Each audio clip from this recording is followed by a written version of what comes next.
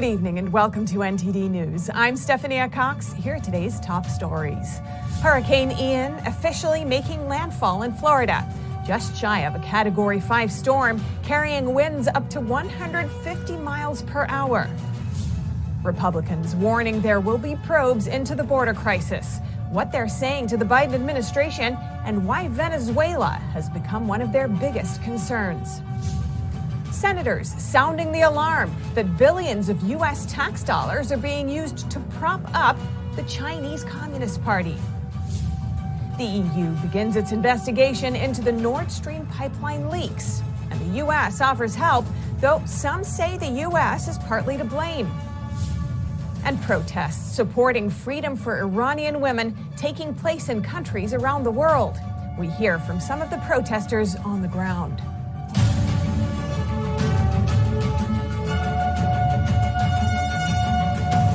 Hurricane Ian is crossing Florida after making landfall this afternoon. It's carrying winds of up to 155 miles per hour, making it just short of a Category 5 hurricane. Hurricane Ian made landfall as a Category 4 storm near Cayo Costa, just west of Fort Myers, Florida, around 3 p.m. Wednesday afternoon. Authorities are warning that Floridians will experience catastrophic storm surge, wind, and flooding. Conditions are going to start going downhill today, so get wherever you need to be up along the I-4 corridor and stay there. Don't be moving about the rest of the day as this system comes ashore. This is the strongest hurricane to hit the U.S. in decades. Only 2 Category 5 storms have made landfall in the U.S. in the past 30 years. More than 1 million customers in Florida were without power Wednesday afternoon.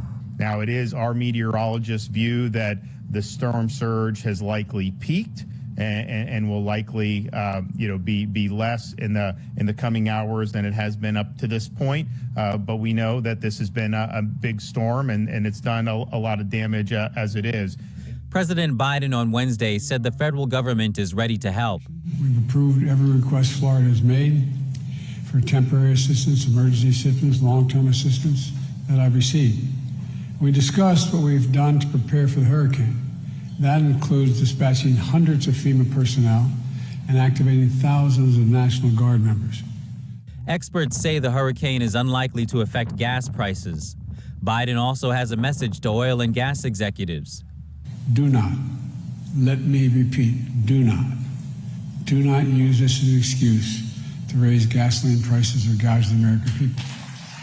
Biden also noted that 190,000 barrels of oil a day have been impacted by the storm thus far. That's less than 2% of the U.S. daily production. Reporting by Allison Lee, NTD News. Warning of a worsening border crisis, Republicans today pressed the Biden administration about what it's going to do to help. NTD's Iris Tao has more from Capitol Hill. Republicans giving fresh warnings to the Biden administration over illegal immigration. New Mexico Congresswoman Yvette Herrell wrote Tuesday that if officials won't even try to secure the country, they can, quote, explain themselves to congressional investigations soon. And that's as other Republicans on Wednesday point to potential terrorists coming into the U.S. Of all those folks that they've apprehended at the border, there have been 78 people apprehended in this last year that were on the terrorist watch list, which is 5 times the amount that they've had in the last 5 years combined. Others cite an inflow of fentanyl. So over 100,000 Americans dead from fentanyl brought in by drug cartels. 14 House Republicans recently sent a letter to the administration saying how Venezuelan migrants have been flooding U.S. border towns and cities, particularly El Paso, Texas. And that's after Congressman Troy Nehls, citing a confirmation he got from the Department of Homeland Security, revealed that Venezuela was emptying its prisons and sending criminals to the U.S. southern border. And Republicans have been warning that if they take back the majority in November, well, we will give Secretary Mayorkas a reserved parking spot. He will be testifying so much about this. Meanwhile, Democrats on Wednesday blamed Republicans for a lack of change. The reason we haven't had bipartisan immigration reform is Republicans don't want to do immigration reform. And President Biden announced a new plan in June to address the border situation. It focuses on working with other countries to ease the burden. But in recent months, encounters at the southern border have remained at around 200,000 a month. And in this fiscal year, a record 2 million illegal immigrants have crossed the southern border. Reporting in Washington, D.C., Iris Tao, NTD News. We know that China has long been accused of stealing U.S. intellectual property, but now some say the communist regime could be the main beneficiary of key American tech research funds. Senator Joni Ernst is sounding the alarm on an internal Pentagon report that sheds light on the issue. Here's NTD's Melina Weiskup with more. An internal Pentagon report reveals that, quote, nearly all cases show that China, not the U.S., is the ultimate beneficiary of DoD and other U.S. government research investments, some of which are significant in size. That's according to a report from the Center for Strategic and International Studies, or CSIS, and cited by Senator Joni Ernst. And this is not new. It's been going on for decades. A report by the Center for Strategic and International Studies reveals that this has been going on since at least 1989. That report shows that Chinese scholars have been monitoring this specific program, the Small Business Innovation Research Program. We caught up with Senator Ernst earlier today, and she explained why it's important for them to continue to expose this and solutions moving forward. Because obviously we don't want taxpayer dollars going into research and development and then handing over that information to the Chinese. We are basically taking taxpayer dollars, developing technology for our own use here in the United States for national security, and then turning it over to the Chinese, where they can reverse engineer a lot of that technology and use it for their own purposes, maybe against the United States. Essentially, American companies get tax dollars from the Pentagon for technology development. Those companies are then recruited by China to continue their work at institutions associated with the People's Liberation Army. Ernst, in a statement to the Epoch Times, cited an example from the internal Pentagon report. A researcher and the co-founders of a now dissolved company that received 4 grants to develop technology for spacecraft and drones, for example, were allegedly recruited by the Chinese government and now work for institutions affiliated with the communist regime's defense agency. Senator Ernst says the solution is not to defund these research programs, but instead we need to do better at developing more security measures and guardrails to prevent this from happening moving forward. And she's not alone in calling for these changes. Senator Rand Paul has also called for similar measures, but he has went so far as to threaten not recertifying these programs unless these changes are made. Reporting in Washington, D.C., Melina Weiskup, NTD News. As the Biden administration pursues its climate change agenda, reports are surfacing that a major and influential group involved with the effort has ties to China. Its office in China is registered under the Beijing Municipal Public Security Bureau. The Natural Resources Defense Council, or NRDC, is based in New York City, but it has worked on climate issues in China since the mid-1990s. Several of its top officials have worked for the Chinese Communist Party or its institutions, while also maintaining close work relationships with officials in the Biden administration. According to internal State Department emails, the China-linked group regularly communicates with John Kerry's office on policy issues. John Kerry is the special presidential envoy for climate. On its website, the NRDC highlights its collaboration with, quote, a wide range of Chinese and international partners to boost green policies and strengthen environmental regulations. But the group doesn't mention China's poor climate record. The country accounts for about 27% of total global greenhouse gas emissions, nearly tripling the total from the U.S. The NRDC website says it has international business spanning Canada, India, China, and Latin America. But Beijing is the only place outside the U.S. where the organization has an office. This office is registered under the Public Security Bureau of the city of Beijing. Its business is supervised by China's National Forestry and Grassland Administration. Amanda Maxwell, the managing director of the NRDC's international program, told Fox News Digital that the organization has never received any funding from the Chinese regime, neither directly nor from linked organizations. As a nonprofit organization, the NRDC cannot be asked to publicly disclose its donor information. Maxwell added that the NRDC follows the law everywhere in the world, including in China. Worth noting, some managers had worked for the Chinese Communist Party before joining the group. The senior program director for climate and energy program previously focused on green development research for China's Belt and Road Initiative. The program is widely seen as a tool used to expand Beijing's influence around the world. Another director in the same field worked for a major state-owned power generation company in China. The same is true for a senior advisor. As winter approaches and European countries scramble for energy, EU officials are saying the Nord Stream pipeline leaks are sabotage. They blame Russia and even the U.S. In August, Russia cut off gas supplies from Nord Stream 1, Europe's main pipeline, blaming economic sanctions for the shutdown. But now Nord Stream 1 and 2 are leaking. Leaders in Norway and Sweden say the leaks are sabotage, though the cause is still under investigation. Some EU officials are blaming Russia as well as the U.S. I spoke to former CIA Station Chief Scott Uhlinger about what's going on. Could either U.S. or Russia be to blame for the pipelines that are leaking? Russia could possibly have done this themselves. Putin sabotaged it as a way of showing the Russian people and maybe certain oligarchs that there is no going back to the way the world was prior to the invasion of Ukraine. And by doing this, he would also make more difficult the possibility of a negotiated peace settlement. Uhlinger said the leaks don't give Putin any leverage with Europe because Russia depends on the money to beef up its military. But this could help him in other ways.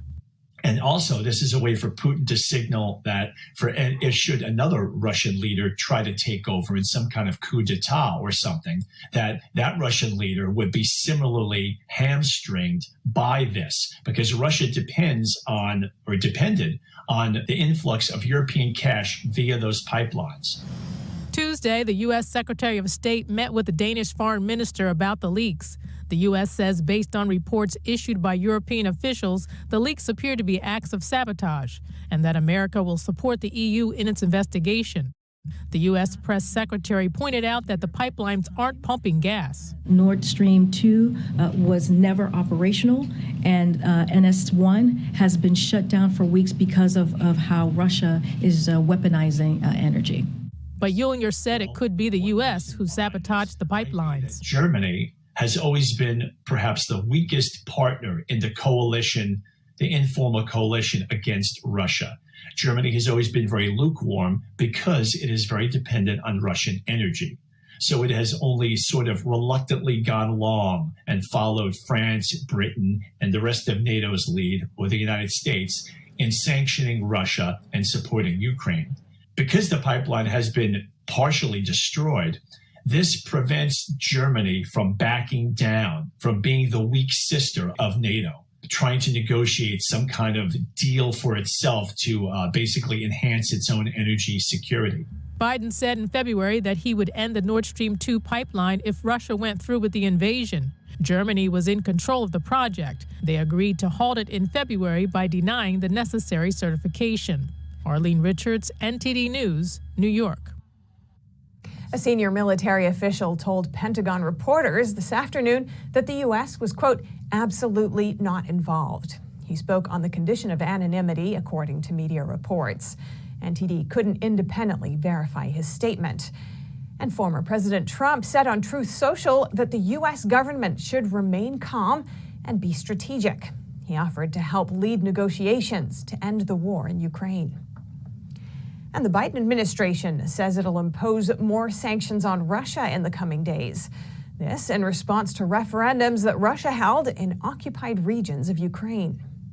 In response, we will work with our allies and partners to impose additional economic costs on Russia and individuals and entities inside and outside of Russia that provide support to this action. We will rally global opposition to Russia's attempts at annexation, including at the United Nations. Russia on Wednesday released what it called vote tallies in the referendums. Russia says the results show that 4 partially occupied Ukrainian provinces support joining Russia. Russian authorities say they carried out the referendums over 5 days on territory that makes up around 15% of Ukraine. Russian President Vladimir Putin could officially announce the annexation in a speech within days. The Biden administration has denounced Russia's actions as sham referendums. And the U.S. Embassy in Moscow issued a security alert last night urging U.S. citizens to leave Russia immediately. The alert was issued in the wake of Putin's order mobilizing Russian men to fight in Ukraine. The U.S. Embassy said that dual U.S. nationals may be denied access to U.S. consular assistance. They may also be prevented from departing Russia and could be conscripted for military service. And around the world, people are standing in solidarity with the women of Iran. And despite a growing death toll, videos show Iranians continue to protest against the Islamic regime. NTD's Jason Perry has that story. Protests in Iran erupted after 22-year-old Mahsa Amini died while in police custody. She was arrested by the morality police for not wearing her hijab properly. On Wednesday, protesters gathered in front of the Iranian embassy in Spain in support of the protest against the Iranian regime. For freedom of Iran, for women, for hijab, for Iran, for freedom for women, for all of people of Iran. Spain's Prime Minister Pedro Sanchez condemned the situation of women in Iran and the death of the young woman. We have communicated our condemnation to Iran's government. That includes our rejection of violence against peaceful demonstrators and our defense of free speech and the right to demonstrate. And on the same day, hundreds of protesters gathered in Berlin, Germany, in support of the Iranian protests. We want to send a united signal to Iran that women and the opposition are not alone there. We, the lawmakers, and the people in Germany are in solidarity with the people protesting in Iran. I want to stop this killing the people who is killing the women because of so small issues about the hair going out or something, this kind of small thing. I want to stop this. I spoke with Dr. Majid Sadegpour, a political director with the Organization of the Iranian American Communities, which promotes a free and democratic Iran. And yes, we think this uprising will continue to grow. And I don't want to speculate what it will end to, but we know that this regime is on the way down and it is on the verge of falling. That there is a driving force behind these protests. There are women or girls and men, young boys and girls that are members of the resistance units in Iran, that are actually intelligent, bright, sophisticated young people who are willing to give their lives. In Iran, state TV has suggested that at least 41 protesters and police have been killed. Jason Perry, NTD News. Up next, an argument about abortion reportedly gets out of hand in Michigan. A local news outlet reports that a man admits to shooting an abortion activist. And in golf, an upstart league is reportedly in talks to pay for their events to be on TV instead of receiving a media rights fee. NTD's Dave Martin has the details. That and more coming up.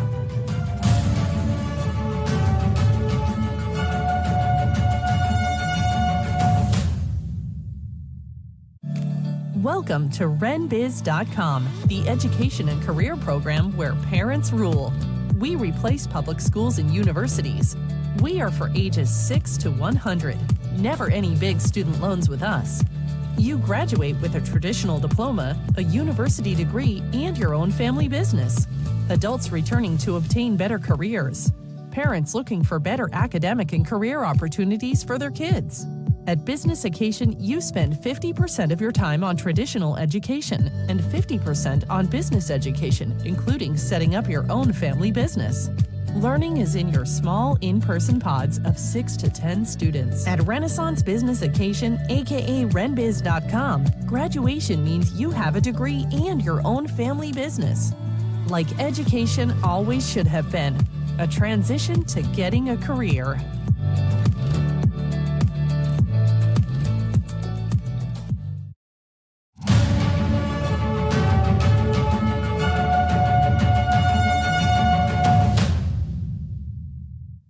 A man has confirmed that he shot a pro-life activist after she got into an argument with his wife. He says it was an accident and that he wanted to protect his wife, though the victim tells a different story. Local Michigan news station Wood TV published an interview on Tuesday with a man who says he accidentally shot a pro-life activist in the shoulder. Last week, the 83-year-old woman was volunteering for Right to Life Michigan.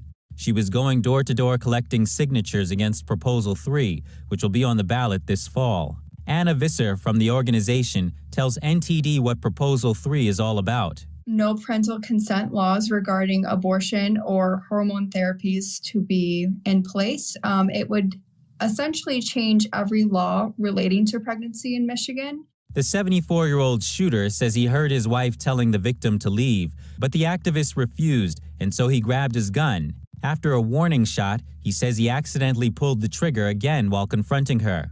Visser says the victim gave a different story. She was on her way to her car when she was shot, so she was leaving. NTD couldn't independently verify which story is true. Visser says harassment against the pro-life movement is increasing after Roe v. Wade was overturned, especially against pregnancy resource centers. These pregnancy resource centers are on the ground helping women who maybe they need housing or childcare or extra diapers, and they just need a helping hand. And I think it goes to show that pro-abortion activists feel very threatened by these centers because it eliminates the argument that abortion is necessary and eliminates the argument that women need abortion in these times of unplanned pregnancies or when it's hard or when finances are tight. She says politicians and other influential people might be fueling anti-pro-life sentiments. We have politicians and pro-abortion officials and leaders that are saying, well, these people are our enemy and we need to act upon them and they're being dangerous and, we will fight them if we have to. She added that this could lead to acts of violence as arguments escalate. Reporting by Arian Pastar, NTD News. Midterms are quickly approaching, but it's not just congressmen and governors on the ballot this November. NTD's Robert McNeely reports on a contentious local election in Fulton County, Georgia. Fulton County was one of the most disputed counties after the 2020 election, and at the heart of it, the County Board of Commissioners. The board is responsible for day-to-day government and overseeing the voting process. Poll watcher Bridget Thorne is in the home stretch of her campaign for commissioner. They're trying to make the elections from 2020 a national issue. They're trying to peg anybody who questioned the elections an election denier. So my opponents come out and already called me an election denier. Even though I witnessed things like people printing ballots before the election, and I reported it before the election, before I knew who won, and my missing of 400 absentee ballots in my precinct. Thorne's opponent, Maggie Goldman, has a different take. She tweeted, "Fulton is a top target for false fraud conspiracy theories, including threats on staff and poll workers." On her website, Goldman says she wants to work towards accessible, efficient, and transparent elections that are free of election conspiracies and false fraud allegations. Thorne's platform also includes streamlining the scope of the county government. She says her focus is on issues like illegal drugs and crime. And I would also say that crime is a big deal right now. Crime is out of control in Atlanta, and fentanyl's pouring in. And the fentanyl pouring in is coming up here into the suburbs. And there's a lot of drug overdoses, and then fentanyl, basically, you don't overdose on. It's a one and done. You can take it and you can die from its poison. But she stressed that her initial interest in election integrity issues is why she's running.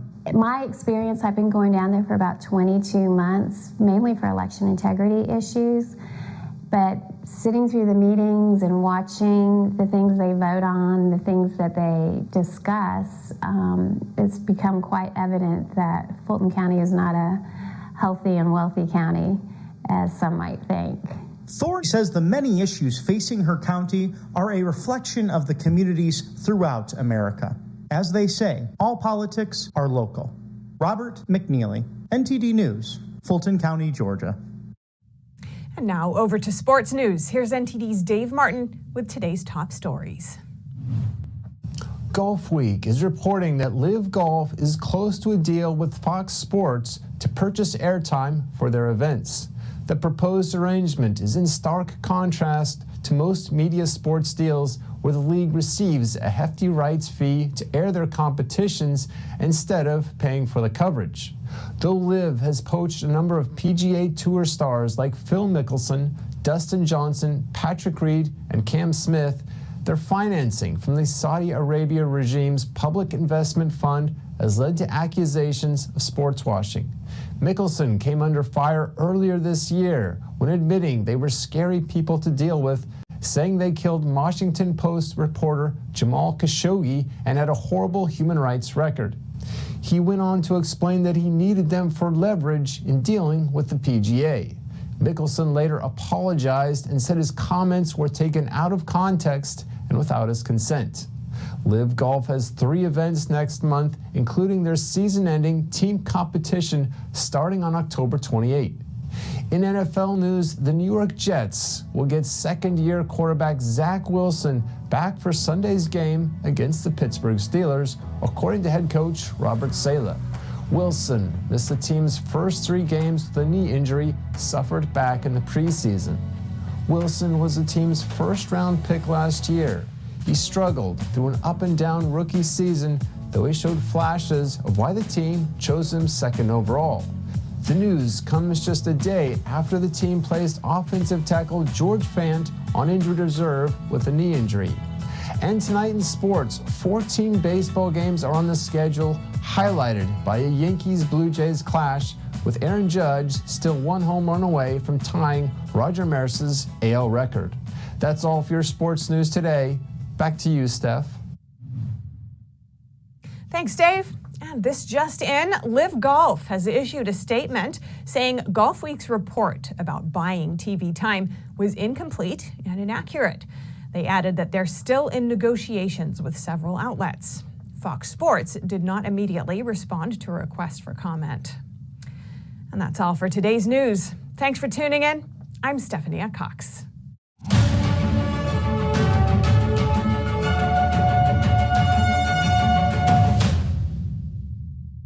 Hello, I'm Mike Lindell, and my employees and I want to thank each and every one of you for your support by bringing you the MyPillow that started it all. MyPillow's patented fill adjusts to your exact individual needs regardless of your sleep position. Because it works, we've sold over 70 million MyPillows, and now I'm bringing it to you for the lowest price ever.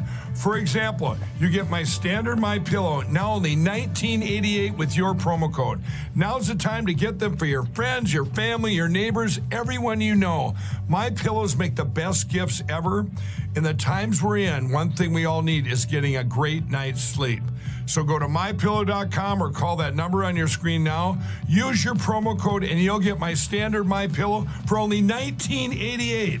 For a more custom fit, my Premium Queen, only $24.98. Or my Premium King, only $29.98. This is a limited time offer, so order now.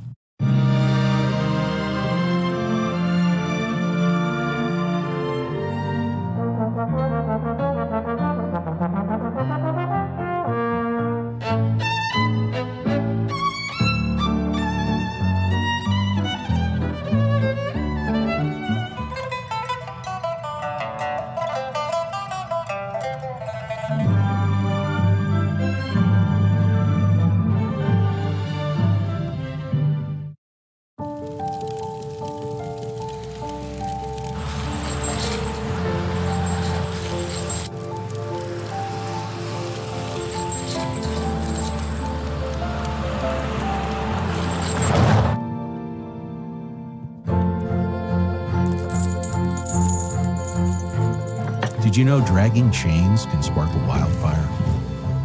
Only you can prevent wildfires.